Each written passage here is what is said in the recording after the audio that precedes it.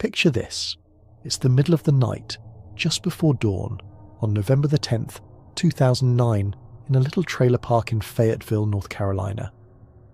5-year-old Shania Davis is asleep in her small bedroom, totally unaware that someone's about to walk in.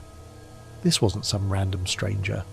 It was 29-year-old Mario Mano McNeil, a guy the family actually knew. He'd once dated Shania's aunt, and apparently bragged that he could get into their trailer even if the door was locked. Creepy, right? That night he just slips inside. Shania's 7-year-old brother later said he woke up around midnight on the 9th and saw a skinny man with a goatee and dreadlocks in the house. Turns out that was McNeil, and just like that, Shania was gone. No screams, no noise. By morning she had just vanished.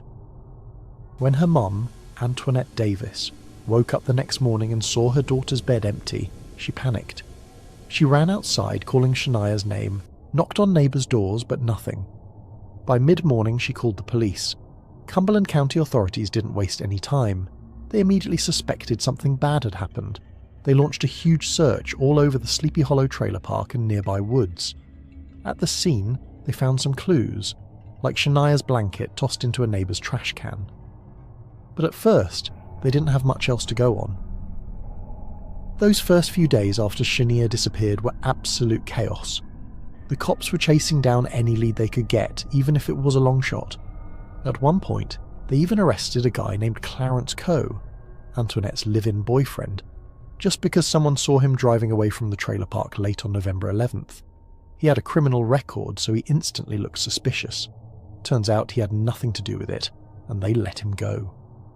But it showed just how desperate police were to find answers. They put out a statewide Amber Alert, and every passing hour felt heavier. The fear that something awful had happened to Shania was growing.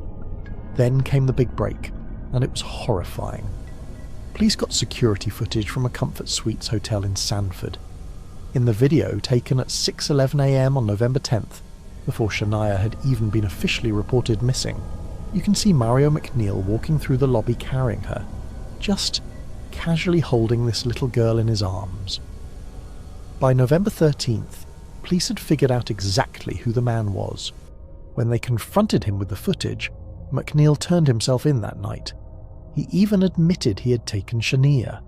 Search warrants for his place turned up some sickening evidence.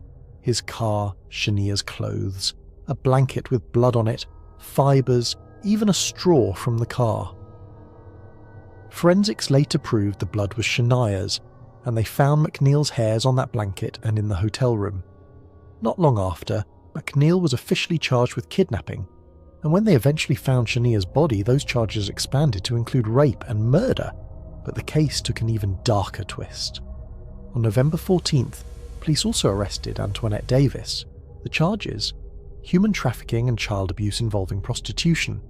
Investigators claimed she had given her own daughter to McNeil to be used for sex. It was a betrayal so deep it shook everyone who heard it. For days, people all over the country were hoping Shania would somehow be found alive. Search teams, police, volunteers, and canine units scoured the woods along Interstate 87 near Sanford, right where McNeil had been seen on video. But on Monday, November 16th, that hope was gone. A week after she vanished, searchers finally found Shania, but it was the kind of discovery everyone had been dreading. Her small body was lying beside a rural road off Walker Road, about 30 miles from home. The scene was sickening. The area was littered with deer carcasses hunters had dumped in trash bags, and Shania had been left right there among them. It was like the final insult on top of the cruelty that had already happened. The autopsy made things even harder to hear. Dr. Thomas Clark, the state medical examiner, said Shania had injuries from a violent sexual assault, bruising, cuts, and marks on her thighs that matched the waistband of her underwear. His conclusion? She'd been strangled to death. They also found bloody evidence on her clothes and a blanket, but no semen, which suggested the killer had tried to clean up after the assault. Police came out and said it bluntly. Shania had been sexually assaulted and asphyxiated. Her family was left crushed, trying to process something that felt almost impossible to believe. As investigators dug deeper, they started to piece together why this had happened. and it was chilling. Antoinette Davis, Shania's mum, had been struggling with drugs, money, and a rough lifestyle for years. Friends and relatives admitted she'd been involved in prostitution before. Social services had even investigated her home in the past, but she was still allowed to keep her kids. It all painted a picture of a desperate situation that ended in the worst possible way. In the end, prosecutors said Antoinette basically sold her own daughter. At trial, it came out that she had made a deal with McNeil. She'd hand over Shania in exchange for $200 worth of drugs. On police video, you can hear her crying, admitting, "I just gave her over for $200. They were just supposed to have sex." Prosecutors put it plainly in court documents. On November 10th, 2009, she gave her daughter to McNeil to settle a drug debt. That revelation hit the community like a gut punch. People had suspected her home wasn't safe. Even Shania's aunt had warned others about it. The Fayetteville Observer reported that the family had already been on DSS's radar, and Shania's dad, Bradley Lockhart, later admitted in an interview that he regretted letting his daughter stay with Antoinette. He thought he was doing the right thing, but after the truth came out, Antoinette took an Alford plea to second-degree murder in 2013 and got 17 to 21 years. The judge told her she'd failed to save her daughter. She cried, insisting she'd been a good mother. So, who exactly was Mario McNeil before all this happened? Friends called him Mano, and his record was already ugly. Back in 2001, he was charged with shooting 3 people. Though he got a plea deal, took lesser charges, and only got probation, after that he bounced in and out of prison on different charges for years. Here's the kicker. Just 3 weeks before Shania went missing, the court had ended his probation early because he was supposedly doing well. People who'd been victims of his past crimes were furious when they found out. They said if he'd been kept locked up, Shania might still be alive.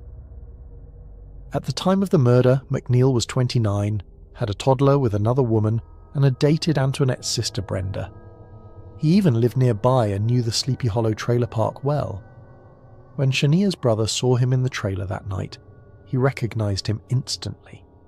McNeil had apparently posed as some kind of babysitter, or just used his connections to get in without raising alarms. By the time anyone realized something was wrong, it was far too late.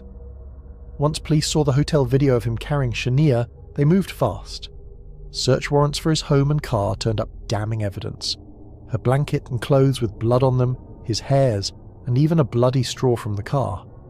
Investigators also tracked his cell phone, which showed him leaving Fayetteville that morning and heading south towards Sanford.